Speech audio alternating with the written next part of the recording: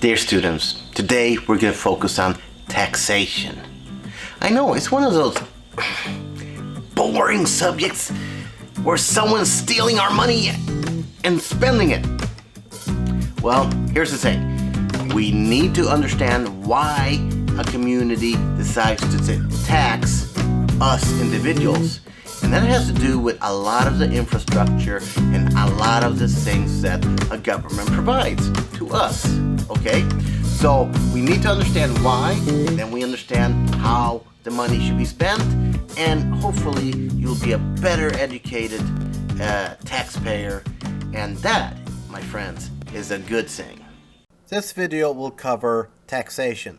Taxation is a means by which the government finance their expenditures by imposing charges on citizens and corporations to fund their operations. Some services are very challenging to just buy on your own, so we pool our money as citizens into a big pot that is governed by the central government. The taxes pays for emergency services such as law enforcement or even the military. It might pool money to pay for water and sewer services, roads, and other infrastructure. But even nice things like parks and recreational entities.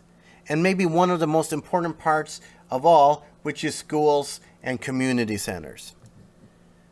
Some communities will pool their money and create a public hospital. All these services are paid for by the men and women that are working through either employment tax, through consumption tax, but also corporations pay tax as well. So different ways of paying tax on either consumption or other incomes. It's a very important part of our society. Yet taxation is very much disliked at the same time. There are different objectives when it comes to taxation. One is looking at tax neutrality and sometimes tax equity. Now let's break it down even more. Capital export neutrality, that's a tax scheme that does not incentivize citizens to move their money abroad. Another one is national neutrality, where taxable income is taxed in the same manner by the taxpayers' national tax authorities, regardless of where they are in the world. Capital import neutrality is the concept where the tax burden on a multinational corporation and their subsidiaries should be the same regardless where they are in the world and regardless where they are incorporated. Now, tax equity, on the other hand, is based on regardless of the country in which an affiliate of the multinational corporation earns taxable income, the same tax rate and tax due date should apply. The principle of tax equity is difficult to apply because the organizational form of the multinational corporation can affect the timing of the tax liability. Now, income tax is much easier to understand sometimes. It's a tax imposed on personal and corporate income. Many countries in the world obtain significant amount of their funds from the tax revenue from these types of taxes. An income tax is direct tax, that is one that is paid directly by the taxpayer upon receiving that funds. It's like taken immediately. Now, this withholding tax are taxes that are withheld from the payments of a corporation to make in behalf of the taxpayer. The taxes are levied and passive income earned by an individual or a corporation from one country within the tax jurisdiction of another country. A passive income includes dividends and interest income, income from royalties, patents, and other copyrights. Typically, they're taxed at a much lower rate. A withholding tax is an example of an indirect tax. Now, the value-added tax might not add much value at all. However, this is what it is. A value-added tax is an indirect national tax levied on the value added in production of a goods or service. So, it's added on to the end consumption cost. In many European and Latin American countries, the value-added tax has become a major source of taxation on private citizens. As they spend their money, they pay a little bit of money to the business that they're buying the goods from, but they also pay the tax on top of that to the local government to pay for certain services. Many economists prefer value-added tax to an income tax because the incentive effects of the two taxes differ sharply. When it comes to income tax, people are not incentivized by trying to make more money, therefore the rationale is that they wouldn't work as hard. Now, when it comes to a value-added tax, the government is trying to decentivize the consumption, meaning that making people spend less money. So an income tax has incentive of discouraging work, where a value-added tax incentivizes the effect of discouraging consumption, especially on things that are not necessary. Value-added tax is also much easier to administer. While taxpayers have an incentive to hide their income, producers have an incentive to make sure that their upstream suppliers in the production process declare the value added and pay their tax. Foreign tax credits allows taxpayers to recover some of what is happening when it comes to double taxation. Assume that you pay taxes in Germany and the United States. They will then look at how much money you're actually paying, and then you're given a tax credit so you're not punished in a bad way. Direct foreign tax credits are computed from the direct taxes paid on an active foreign source income of a foreign branch of a U.S. multinational corporation on the withholding taxes withheld from passive income. When it comes to indirect foreign tax credits, they are for income taxes deemed paid by the foreign entity. Now, when it came to the tax changes that happened under President Trump, the tax rates changed significantly. So under the previous administrations, the top tax rate was almost 40%, where under Trump's tax plan, it dropped down to 35%. And where the 35% threshold would then be roughly at the same amount.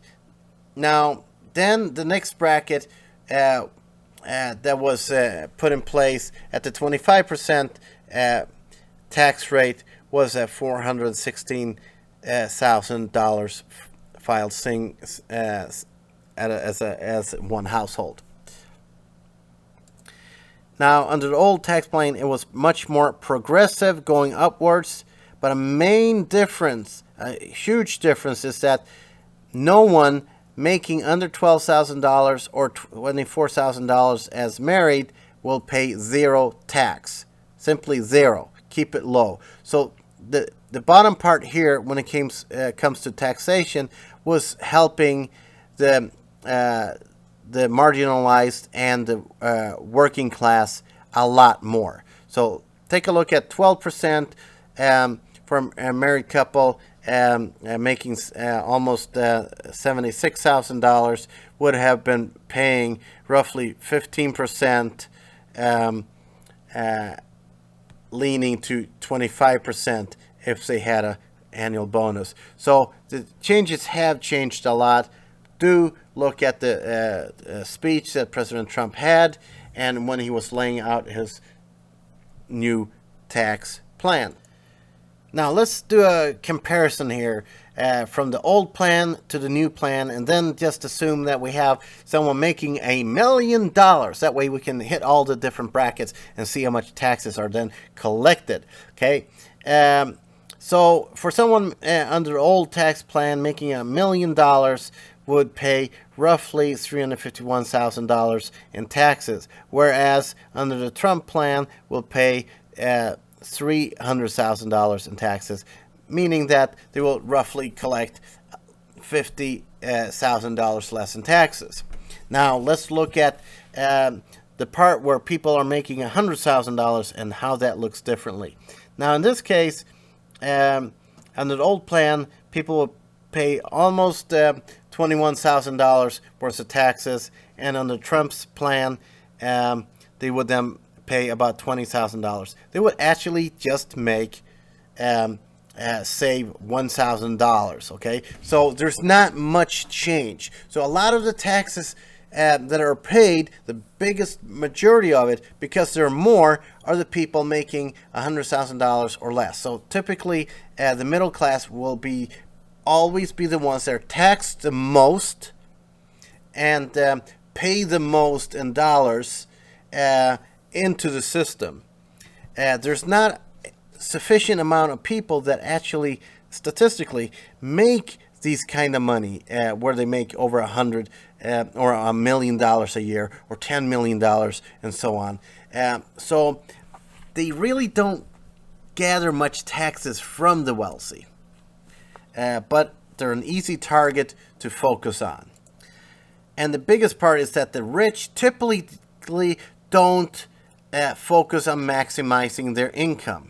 I know plenty of rich people that have a huge amount of net income, yet they don't have much of an annual income. Okay, they make money on other investments and they have all kinds of funds that are growing, but they might definitely have less than $100,000 in income annually. In fact, they really don't care about it. They don't care about income in that way. When I'm talking income, I'm talking about exchange for work rendered, they will get paid. Okay, they don't do that in the same way. That's why if you want to tax the rich, you should probably focus on increasing the tax on long-term capital gains.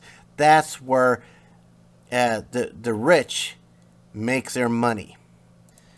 Now, when it comes to looking at taxation, I really like to go back to Maslow's hierarchy of needs. Let's keep it stupid, simple, okay? So, first of all, we need the basic parts here. We need, food, water, worms, and rest. We need these basic parts, okay?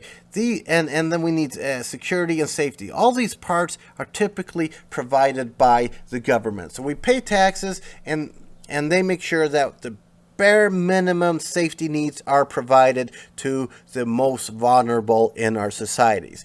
Now, after that, we'll make it better where people can actually start focusing on love and belonging and the esteem needs, which means that that's where you go to school and you realize your full potential for example. And if they do really well, if these parts are doing well, then you'll take your education or your hard work and you will pursue your happiness. Okay? So if we do this in a good way, we will consume more. If we consume more, then we'll pay more in value-added taxes. Now, that means that if we do well in the economy, our investments will increase. Now, if the government spending, the government is the biggest buyer in any given society, they could spend money in ways where individuals can't, and that would also create a multiplier from a macro point of view, where consumption and the people that are consuming will do better, and investments will do better. Now, the government is not the solution to everything, but if they do it right and encourage people to thrive and do their very best, then if we export, that means that we have a better trade balance, and that overall will increase our gross domestic product.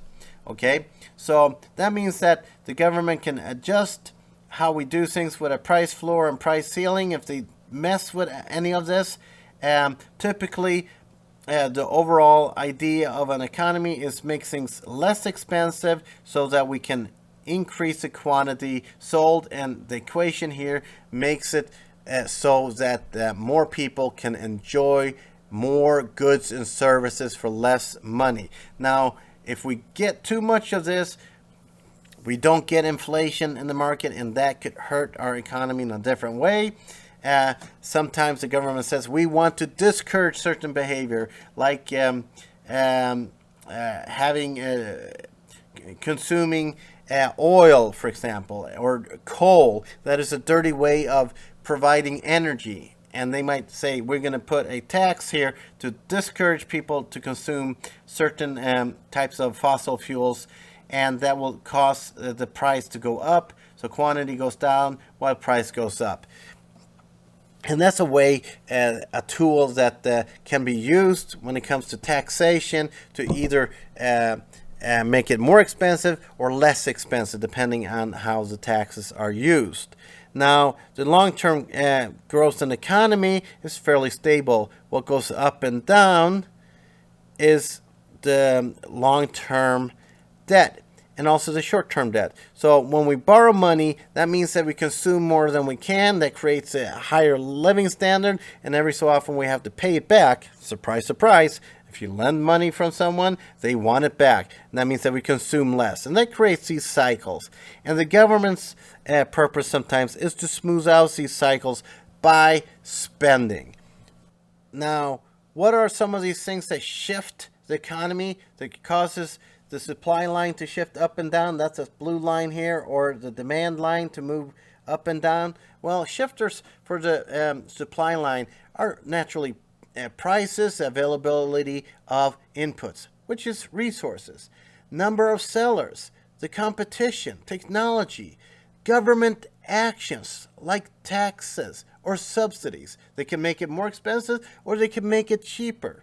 And expectations of future profits. That's a huge part. And that's why we have different views of where we're going. Finance is always forward-looking, and therefore we also have leading and lagging indicators of the economy. Shifters that change the demand, that's a change of like, wants, and needs, are naturally the taste and preferences, the number of consumers, price to related goods, the income levels, future expectations. Now, if we have a pandemic, people are not working and they don't have any income, which means that they will consume less, which will then hurt the economy. So, all of this will impact how the different sectors work in a society, from basic materials, communication services, consumer cyclical, consumer defensive, energy, financial, healthcare, industrials, real estate, technology, and utilities, and so on. But it all looks at different parts of needs, the basic needs, the psychological needs, and naturally the need to actually live your dreams. And if there's perfect harmony of taxation, government regulation, and support, we can have a culture, a nation, an economy that thrives where everyone can win. Dear students, I hope you enjoyed this video. If you did, give me and like the page. That way all of these followers like you will get the latest and greatest of my uploads. Not only that, at some point you can help me help you by having a much nicer URL, instead of having that really weird one that you can't really remember anyway. So if you do that, I will be really, really thankful, and I'm here for you, okay?